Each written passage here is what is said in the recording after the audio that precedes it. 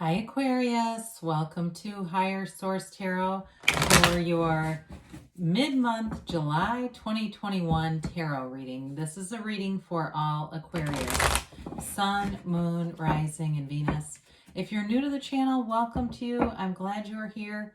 I post new readings every Friday and then again on Monday. So if a reading doesn't resonate, you can check back in a couple of days and watch a new reading. You could check different parts of your chart to give you a more complete energetic profile, or even look around on the Monday readings because the style of reading is different from week to week on Monday. So this week, of course, it will be a Celtic cross, and then there are other weeks though where I do a love reading. I have a pick a card reading available, so there's all sorts of stuff available here. And thank you to all of you for your support. From watching readings, hitting the like button, and of course subscribing. It means a lot to me, and I do thank you for that. And if you like tarot and you like this channel and you haven't subscribed yet, I'd love to invite you to join us and subscribe to Higher Source Tarot. Then you'll know when anything new is posted here. So let's get the advice for Aquarius, Sun, Moon, Rising, and Venus. What does Aquarius need to know, please? What messages do you have for Aquarius? All right, here we go. All right, we'll begin here with the tarot, and then we'll have the angel answers as well. Current situation, you have the moon. Interesting. The immediate influence, oh dear, is the Seven of Cups. You've got the Two of Pentacles in your destiny. The distant past, you have the sun. The more recent past, you've got the Knight of Swords. You have the Two of Swords coming towards you, but you're represented as the Ace of Wands. The person or situation you're attracting is the King of Cups. You've got the Wheel of Fortune in your hopes and fears, and the Ace of Swords in the outcome. Now, I do like that because where you've got a lot of confusion and uncertainty, things get very clear as the reading moves on.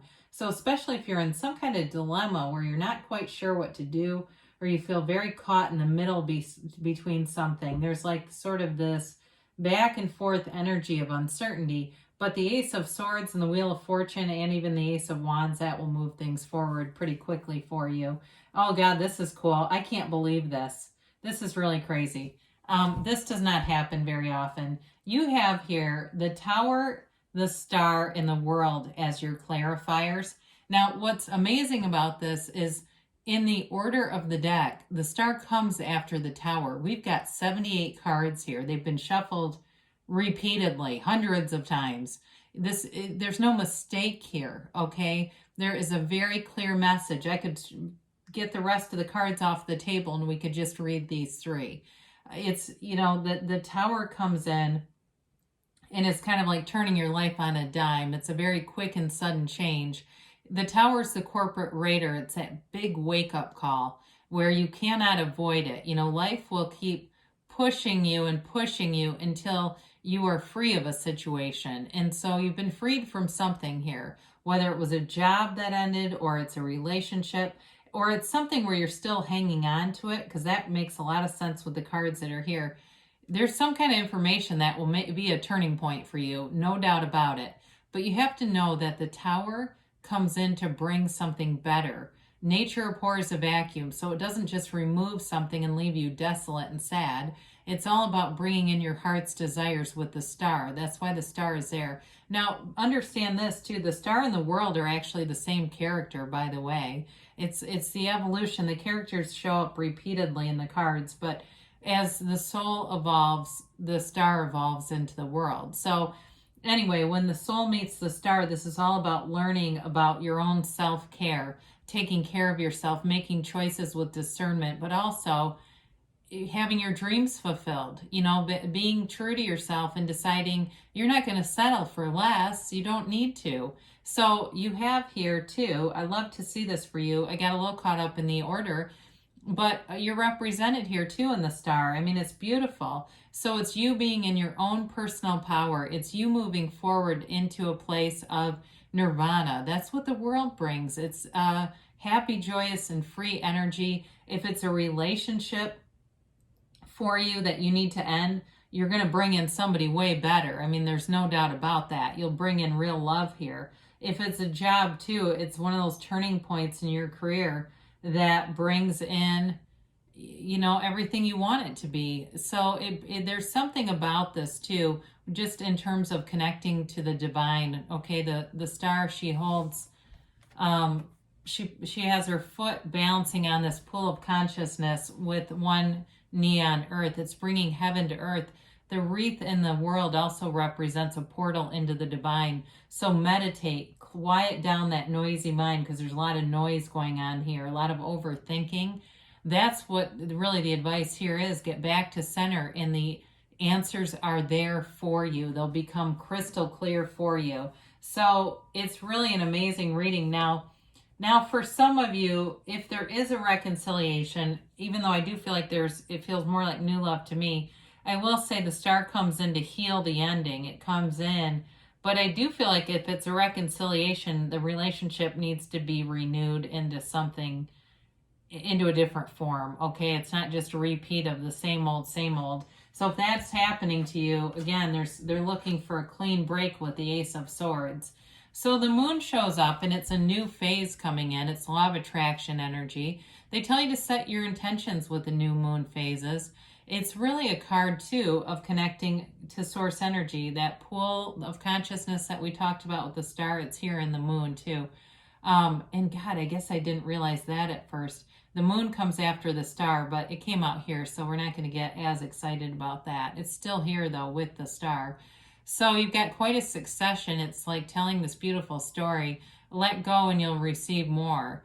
With the Seven of Cups, there's a take off your rose-colored glasses underpinning to this card. And so with the moon, information will come out that hasn't been available to you.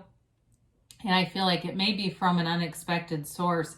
I even see somebody opening up a piece of mail. It's like they're opening up something, and inside is the information. And that might not be for all of you, but there's something about that. More is being revealed that will really get you into the place where you are clear about what to do. So there's a new phase that shows up here, and it's pointing you towards clarity. So the Two of Pentacles here, some of you it may just be in your nature that it's tough to make decisions because you don't want to hurt anybody. So you kind of stay in this sort of status quo. That's what I was trying to say. I apologize. It's staying in this place of, you know, just kind of juggling things around, keeping up the pace, but not really accelerating to that point of feeling like you've done it, you know. So with this too, it is a lighter energy though. So for some of you, it's really about that, just wanting to be easy in your life, not wanting a lot of conflict, and having a very hard time ending things because it feels like it's confrontational, or like there will be pushback if you do that. And so with the Two of Pentacles, there's also advice here to make sure that you're delegating things in your life so you're not taking on too much and getting yourself overwhelmed and, you know, unable to make good decisions. So in the distant past, the sun was here, and it's a beautiful energy. This is pure positivity. It's an energy too. If it's a work thing for you, like something changed, there's synergy here. Okay, so in this energy, one of the things about it though is, especially at work, you'll have a hard time working with people who are not a vibrational match with you. You'll gravitate towards those people who are a better fit and match. So if there was a change and it like pulled you away from somebody who was a really good fit for you, I do feel like it shows up in this energy over here. So with the sun though, it is pure positivity, and you have multiple cards of self-acceptance here. And when you know yourself, you know the universe. So part of this is your own self-mastery. There's liberation and self-mastery throughout the reading. And it's when you're true to yourself, when you're at that level of ascension, you won't lie to yourself. You won't be in a place where you'll stay with something because it feels like the safe choice, even though it's incredibly uncomfortable. You'll be pushed forward. So it may look on the outside like it's risky, but for you, it's going to be the right thing to do. So the Knight of Swords came in, and again, this may have been a confrontation with somebody. It may have been a sudden change that you just didn't enjoy. And it may have been a breakup for some of you. Again, the confrontation comes through. The Knight of Swords rushes in, and the communication can be rather harsh. It can be not well thought out, impulsive, saying things that are regrettable, saying things that may change a relationship too, where you go, if you're capable of thinking that, I'm just not sure. Now that you've exposed that to me, I don't know, now that you're aware of it about this person, I feel like it changed something about the way you see the person. But what I also will say is your soul doesn't judge. That's always the mind, right? The soul is free. The soul doesn't hang on to negative memories the way that the mind does. So with the Two of Swords, you're definitely in protective mode, difficult time making a decision. And so the bottom sword represents fear. The top sword represents anger, ready to take a swipe.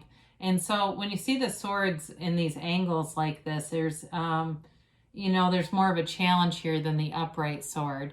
So part of this too is learning to put that down, learning to put down the fear, learning to put down the anger, and just opening yourself up to possibilities, because anything is possible for you when you're in flow. And this is where the reading really gets fun again, because we had to talk about life, right? But things start to pick up here with this Ace of Wands. As we were saying, in flow, I almost felt like I had to move on into this energy. This is really the quintessential being in flow. It's taking action, and it can be a new love or any new passion, but whatever you are doing in this energy, you're committed to it. You've got conviction here. You're taking the action, but you do it in a way that's free. There's no indecision or hesitation. So where that Two of Swords had you a bit confounded, this frees you up so you can move forward and just not overthink things as much. It can be an apology, I'll be honest. So for those of you that you're really wondering about reconciliation and renewal with the Star, you've got a potential here for somebody to come back and apologize. But this is like, in terms of energy, it's like getting something you've always wanted. You have wish fulfillment here several times. So if it's a new relationship for you, like I said, there's somebody better here that feels like a real match for you. There's a mature energy in this King of Cups. Could be a water sign. I didn't do a great job of going over everything, did I? You've got Aquarius and Pisces, Leo here. And of course, you've got quite a bit of air, Gemini, Aquarius, Libra here. So, and how many major arcana do we have here? 6. Yeah, it's a big, powerful reading. So in terms of a relationship, this is being transparent. And so if you're going to try to reconcile, you're going to have to get real honest with this person. And you know what? If you think it's going to scare them off, then they're not ready. I'd do it anyway and see how they respond. I mean, I can't give complete advice, but obviously you've got to use the tarot as a guide and not run your life by tarot. However, there's something about that. If you can't be open and honest in a relationship, then it's not the relationship that's meant to last, right? If you have to hide things, that's crazy. Yeah, let's start a relationship based on dishonesty. Let's see how far that goes. But with the King of Cups, this is about being able to be very transparent. A very compassionate, loving person is here. And so if it's a reconciliation and they can handle it, then there you go. But if it's not, there feels like there's somebody else here that is really leveled up. They're ready for this. Now, in terms of a job situation too, if a job ended, I feel like you walk into something, or if a situation ended where it was, like I said, you had a really nice fit and if there got to be some kind of a challenge here, if things got shuffled around and you weren't loving it, I feel like you get back into love with that career. It's like, this is also a card of self-development and self-improvement. So as you work on yourself and invest in yourself, your gifts come alive. There's no better investment than the one that you make in yourself. And that's success. People who work on themselves, they're the ones that find success. People who work on a job and just invest in a job, they make enough to get by. So with the Wheel of Fortune here, you've got a wonderful energy pushing things forward, especially with some of that stagnant energy with that Two of Swords. This is high vibrational stuff, much like the sun. And it really, the major arcana, they move you forward. And so with this, it's all about having the right timing, being in the right place, the right time. And it may be a chance encounter, what feels like a chance encounter, but really it's your own alignment. So the Ace of Swords comes in and it gives you complete clarity, and it also gives you a facility for communication. So you articulate things perfectly. You get right down to it. And any goals that you set here, you will follow through on them for sure. So set goals in this energy because you've got the mindset of a winner when you're in that Ace of Swords. So let's see what the angels have to say. This was a really fun reading. I've got to tell you that, Aquarius. I very much enjoyed it. The alignments of the cards, they were unmistakably intentional. It didn't seem random to me, I can tell you that. It's like, well, this is somebody's reading, not sure whose, but I hope you're watching. What you are seeking is also seeking you, so you manifested the reading. So let's see about a yes, no, maybe for Aquarius. You've got abundance, okay? So good things are on the way. And like we said, things are moving forward into wish fulfillment. You've got to ask your angels. Ask and they'll answer you. And you have success. This always reminds me of the Chariot. You're moving forward, and it's like just open your arms and allow the abundance to come in because you've got perfect timing. Now, they say choose a new direction. So with this, that Two of Swords, it can be too much emphasis on the how is this happening and not as much on the what do you want and feeling like you have it now. We're going to have an Abraham Hicks message to close here today. The better it gets, the better it gets. When you deliberately seek positive aspects of whatever you are giving your attention to, you, in a sense, tune your vibrational tuner to a more positive aspect of everything. And, of course, you could tune yourself negatively as well. But as you are deliberately looking for positive aspects in yourself or others, you will find more of those things. The better it gets, the better it gets. For you, get more and more of what you are thinking about, whether you want it or not. So good things are on the way for you, Aquarius. I love you, and I'll be back again soon.